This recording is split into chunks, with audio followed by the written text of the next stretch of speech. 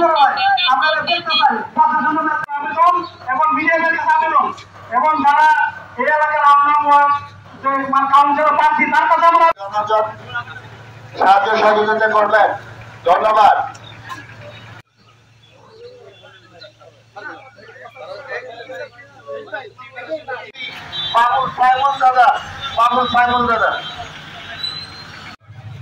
আমরা এই পর্যন্ত দীর্ঘদিন পর্যন্ত প্রশাসনের বিভিন্ন জায়গায় আমরা পলুর মার্কেট থেকে পলুর পুরান বাইকে হাই রিক্সা আপনারা সবাই রাস্তার দাবিতে সোচ্চার হন। আমরা যেন এখানে আমাদের রাস্তা সরকারকে শুনতে না, আমরা সরকারের ব্যাস ট্যাক্স ইনকামটা সব দিচ্ছি, তারপর আমরা কোনো সময় একত্রিত হয়েছি। আমাদের সহ্যের সীমা, আমাদের ধৈর্যের সীমা ছাড়িয়ে গেছে। আমরা থেকে মাত্র 200 ফিটের একটি রাস্তা, আপনারা যদি এই জিনিসগুলো ভালোভাবে সহযোগিতা করেন আমাদেরকে তাহলে 10-12 যেন আমাদের এই দীর্ঘদিনের সমস্যার সমাধান করে দেন। আমরা দাবি জানাবো আমাদের রাস্তাটা তৈরি করে। স্কুলে যেতে গেলে ট্যাঙ্কাটা করে না, রাস্তা দেখেন কোনো ডাইনের পানি সেভাবে ময়লা পানি। আজকের সাথে জানাচ্ছি যে রাজাসর তথা সাভার পৌরসভার একটি এলাকা 8 নং ওয়ার্ড, যেখানে রাস্তার জন্য আমাদেরকে মানববন্ধন করতে হয়। এই দুঃখ আমরা কোথায় রাখবো? বিগত সময় যারা দায়িত্বে ছিলেন তারা বারবার আমাদেরকে আশ্বাস দিয়েছেন এই রাস্তা তারা করে দিবেন।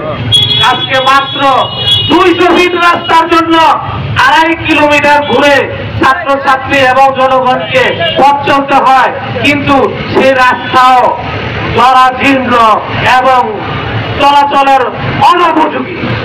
আমি আজকে এখান থেকে আমাদের ইউনো মহলের দৃষ্টি আকর্ষণ করে বলছি, আপনি এই সাগরে অত্যন্ত তীক্ষ্ণ এবং সুদৃঢ়ভাবে পরিচালনা করছেন। আপনার তত্ত্বাবধানে আমাদের এই জনগণের যে জোরালো দাবি, এই 15 বছরের দাবি, সেই দাবিটা যেন আপনার মাধ্যমে আমরা সমাপ্ত করতে পারি।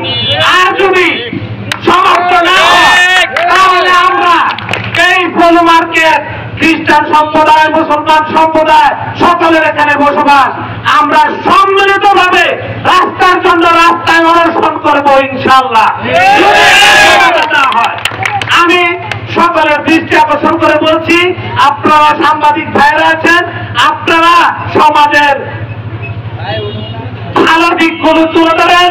আপনারা সমাজের এই কাজটা, জনগণের এই দাবিটা যাতে তাদের এই দুর্ভোগ লাঘব হয় সেদিকে আপনারা দৃষ্টি আকর্ষণ করবেন এই বলেই, এবং আমাদের এই রাজাসর পৌরসভা 8 নং ওয়ার্ডের একটি যে রাস্তা, যে আরো দুঃখজনক, যেখানে বাঁশের সাঁকুও ব্যবহার করতে হচ্ছে।